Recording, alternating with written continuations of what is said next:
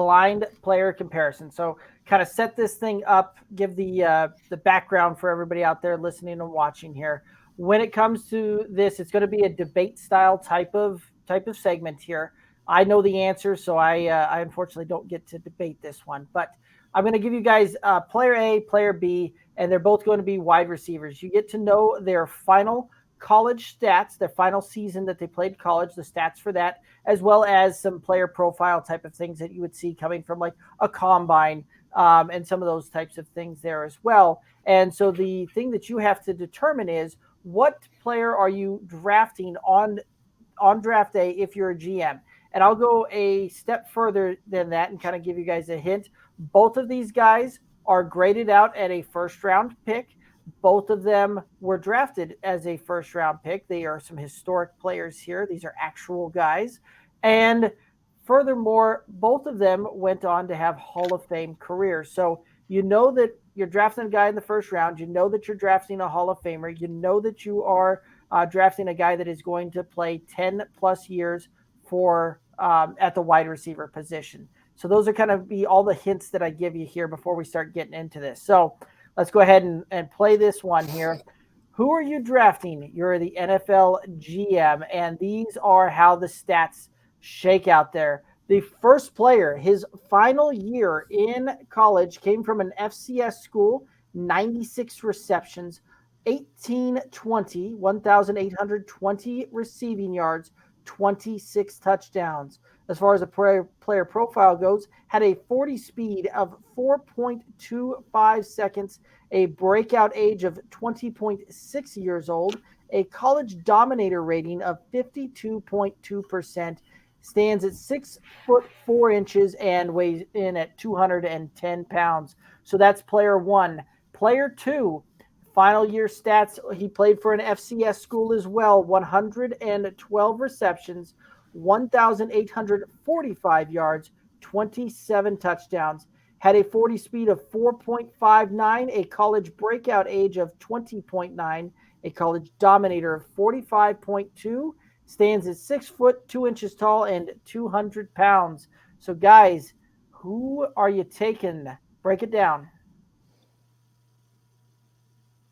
I'll go first. I'm going to take player one, based solely on the fact that he has the size and the speed. Um, I know that this isn't a current NFL player, as you've said, because they've gone on to have Hall of Fame careers. But if I'm looking at trying to get somebody in today's NFL, I want size and speed, and the fact that he can kind of take off the top of a defense on what is that 14 12 for 16 fewer receptions, um, 25 less yards, but um, that to me is somebody that I think has value in today's NFL is size and speed. Um, and so I would take player one. I, for future reference, can we add their 3 cone drill? If I can find it, yes.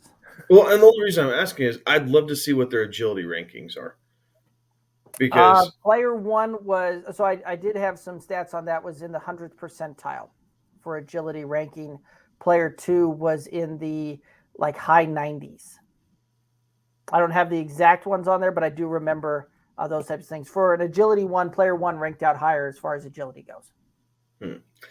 With that being the case, I'd go player one as well. I, that 4.59 just scares me in the NFL a little bit going up against um, these cornerbacks who are getting a little bit taller, a little bit longer, and equally as fast. In the NFL, a 4.59 isn't really separation speed, and so then it's coming down to your route running and your agility. And if player one has a better agility ranking, and we can see that coming in, we'll take the big bodied guy who personally I like more right off the top.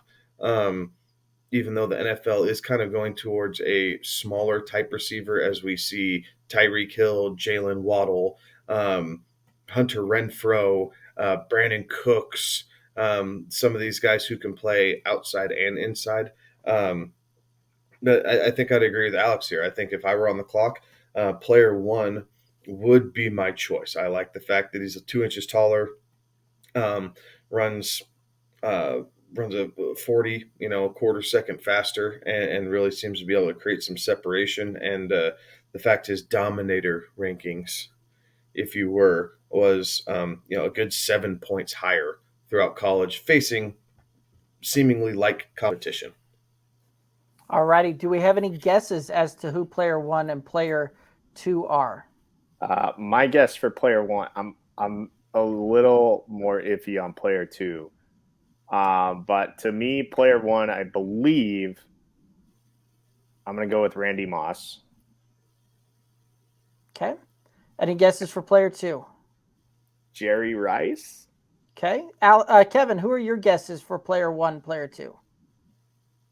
I like that Randy Moss pick, Alex. That's 6'4" seems about right. Yeah, like I like the player one Randy Moss score. Mm, the other one, you said they're in the Hall of Fame already. Yep. Ooh, um, I'm very iffy on player two. I really don't know who player two. I don't even have a good guess on who player two is. Like nothing jumps off the page at me. All righty. Well, Didn't let's know. go ahead and head on in. And now that, and then once you guys, and then kind of to cap this thing off, once you guys know who those players are for certain, I want you to break it down on if you would change your pick, knowing on what they went on to achieve there. So let's go ahead and reveal our player one, player two here. And Alex, you did have it correct. It was Randy Moss for player one, Jerry Rice for player two. So that being the case, right, you got Randy Moss and Jerry Rice here. Jerry Rice is considered by most that to be the greatest wide receiver of all time. Randy Moss was a physical freak and a you know it was nicknamed that as well. So now that you know that player one was Randy Moss, player two was Jerry Rice, does that change your opinion on who you're drafting? No, not in the least bit. Okay.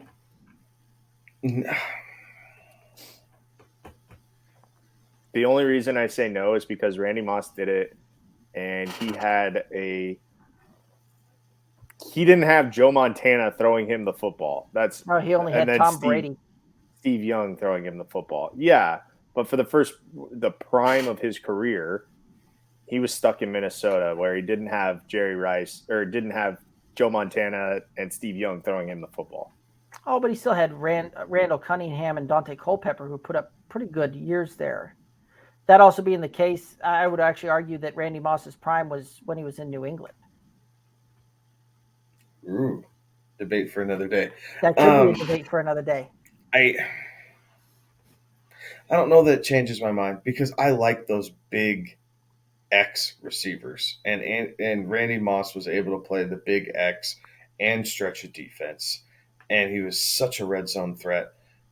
The thing that does make me lean towards, for argument's sake, for Jerry Rice is he played in a much more physical NFL. So the fact Mm-hmm. that you Yes. get that skill set and that player, and now you're playing in a league where they can't really touch you, and you're the right size to play outside or inside, where Randy Moss can't really play out of the slot at 6'4". That's a little bit harder. That 6'2" size is perfect for doing both. Man, oh man, does that look from a utility standpoint, right? From being able to go outside in, mix up formations, get the mismatches where you're not always having the corner with the safety over the top. You have to bring them into the slot where they're playing off coverage and they're not able to get their hands on you even more so.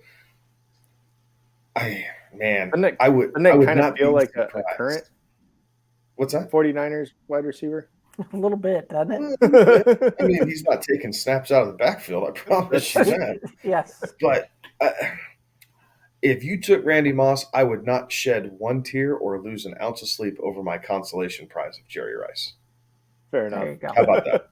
I like it, and that's one of those too that you could also look at that too, looking back on it from a hindsight type of perspective. Now that you know who they are and you know kind of what career you would get on of those things, Randy Moss's peak in his prime might have been a little bit higher than Jerry Rice, but it was certainly a much shorter time frame there as well. Whereas Jerry Rice went on to 20 plus years in the NFL and was extremely productive through the vast majority of those things, and more productive later in his career, nearing the age of 40 than a lot of guys are as they near the age of 30 at the same position. So very interesting to kind of see and kind of play there. But always kind of fun to sit there and give you guys some blind player comparisons, some blind things where you don't necessarily, you've got to make a decision off of a little bit smaller sample size and a little bit smaller data set there. And always kind of fun to see how that one plays out there. But